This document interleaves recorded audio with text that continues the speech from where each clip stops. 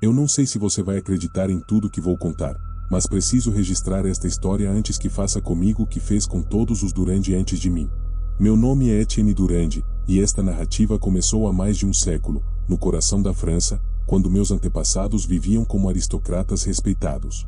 Mas por trás de suas paredes luxuosas, algo indescritivelmente sombrio habitava, aguardando a hora certa para cobrar seu preço. No templo de nossa linhagem havia um pacto silencioso, escondido em murmúrios e gravado em retratos antigos. Todos aqueles que atingiam certa idade eram perseguidos por algo que parecia não existir plenamente no mundo físico, mas que conseguia manipular destinos, provocar tragédias e destruir almas. A primeira morte registrada foi em 1904, quando a tataravó Elise Durand perdeu a vida em circunstâncias tão inexplicáveis que os jornais jamais ousaram mencionar. O que sei com certeza é que jamais existiu acidente. Aquela casa não apenas guardava nossa história, ela a consumia. E agora, sentado à luz fraca de uma lamparina, sinto o mesmo frio que eles sentiram, como se algo observasse cada palavra que escrevo.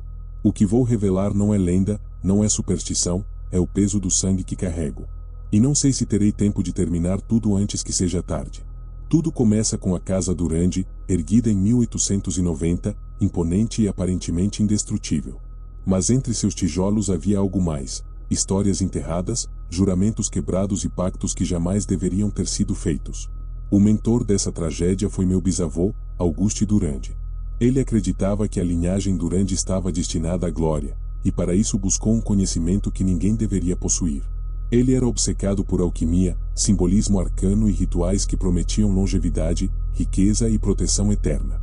Até que em uma noite de 1900, após anos estudando manuscritos proibidos, realizou um ritual numa sala secreta escondida no porão da mansão.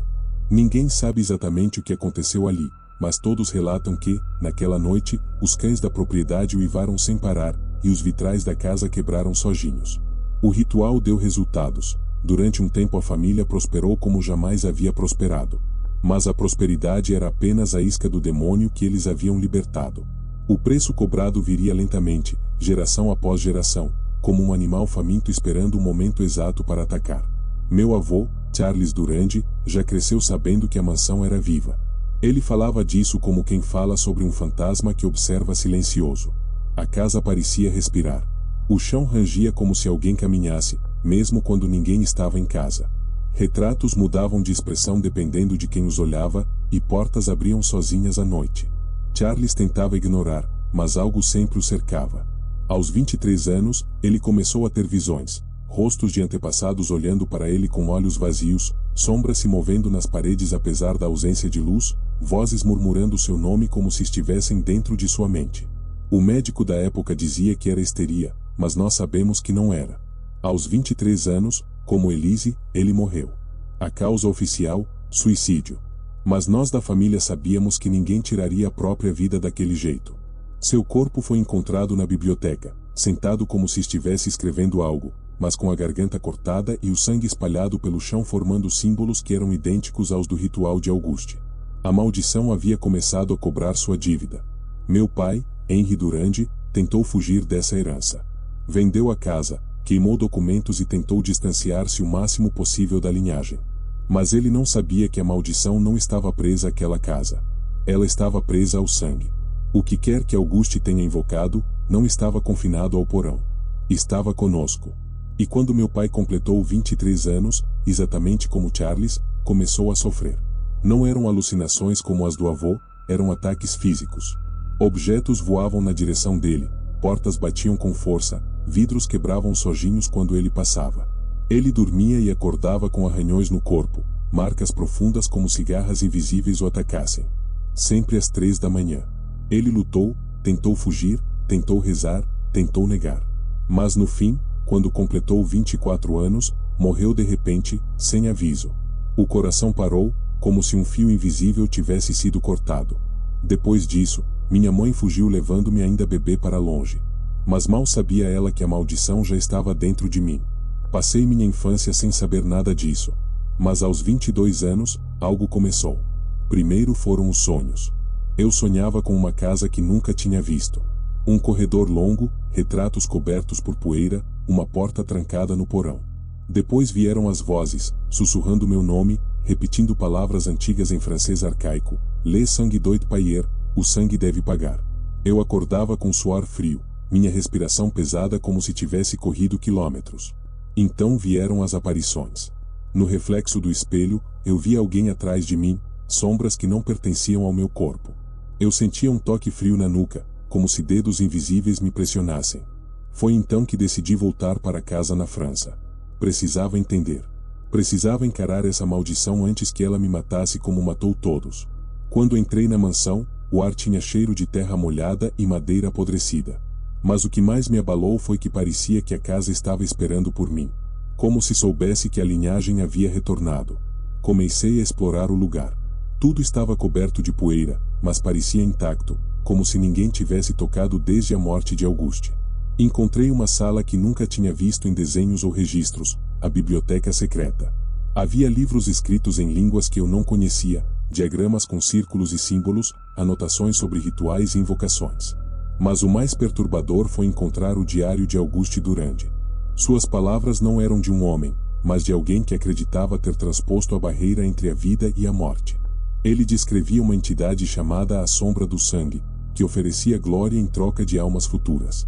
Ele sabia que havia condenado a linhagem, mas acreditava que o pacto poderia ser revertido por um descendente que aceitasse voluntariamente o sacrifício.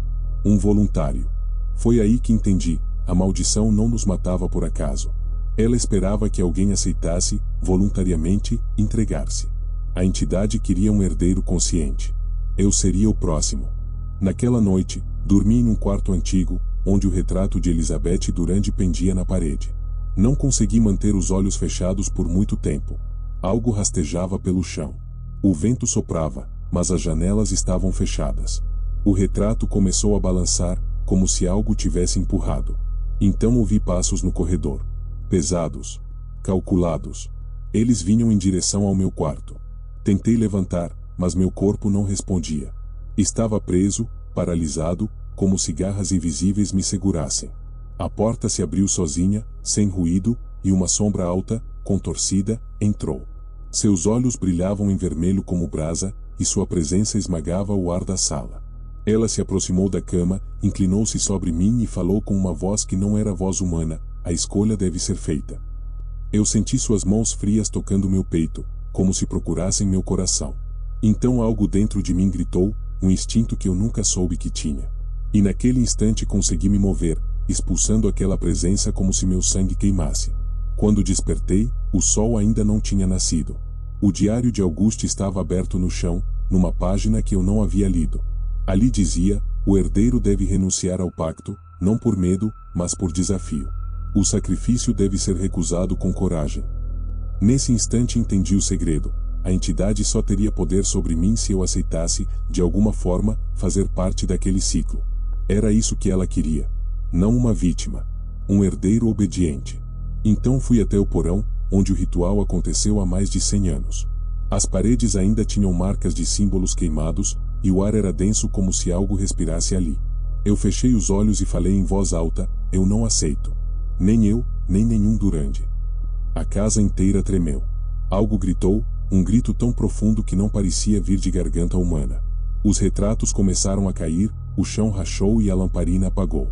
A escuridão me envolveu, mas desta vez não senti medo. Era como se o ciclo tivesse sido quebrado. Quando o silêncio voltou, eu sabia, a maldição tinha sido rompida. A entidade tinha perdido. A casa, antes pesada e sufocante, agora parecia vazia, como se finalmente repousasse após um século de tormento. O sangue Durand estava livre.